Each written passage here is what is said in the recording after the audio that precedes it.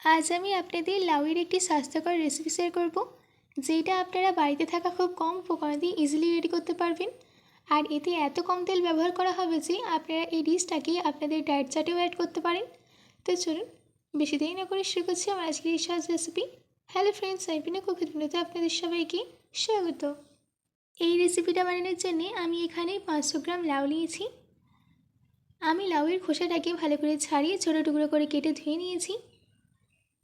এদিকে দুটো মিডিয়াম সাইজের আলু এইভাবে ছোটো টুকরো করে কেটে নিয়েছি।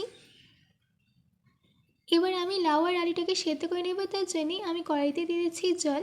আমি এখানে 1 গ্লাস জল দিয়েছি। এবার আমি এর মধ্যে অ্যাড করে দিচ্ছি কেটে রাখা লাউ আর আলু।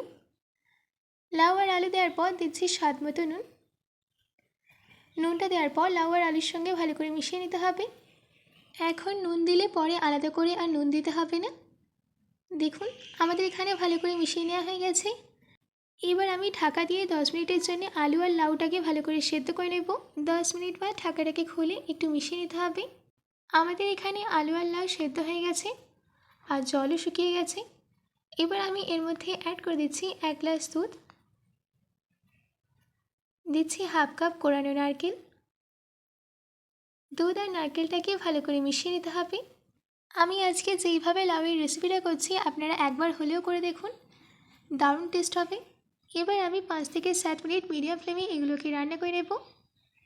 যতক্ষণ এটা রান্না হচ্ছে ততক্ষণ আমি একটা তড়কা রেডি করে নিচ্ছি। তার জন্যে আমি একটা তড়কা প্যানের মধ্যে দিয়ে দিচ্ছি 1 চামচ সর্ষের তেল।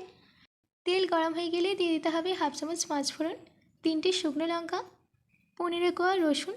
আমি রসুনটাকে আমার দিস্তায় হালকা থেতো করে নিয়েছিলাম। দিচ্ছি কারি পাতা। এবার এই সব কিছুকে ভেজে নিতে হবে যতক্ষণে রসুনের মধ্যে হালকা একটা লাল কালার চলে আসে। আমাদের এখানে রসুনের মধ্যে হালকা লাল কালার চলে এসেছে। এবার আমি এই তরকারিটাকে লাউয়ের মধ্যে দিয়ে দিচ্ছি। তরকারিটা দেওয়ার পর লাউয়ের সঙ্গে ভালো করে মিশিয়ে নিতে হবে। এই তরকারিটা দিলে লাউয়ের টেস্টটা আরও বেড়ে যায়। আমাদের এখানে ভালো করে মিশিয়ে নেওয়া হয়ে গেছে। এবার আমি গ্যাসের ফ্লেমটাকে অফ করে দিয়ে সার্ভ করে নিচ্ছি। আপনারা লাউয়ের এই ডিশটাকে রুটির সঙ্গেও খেতে পারেন।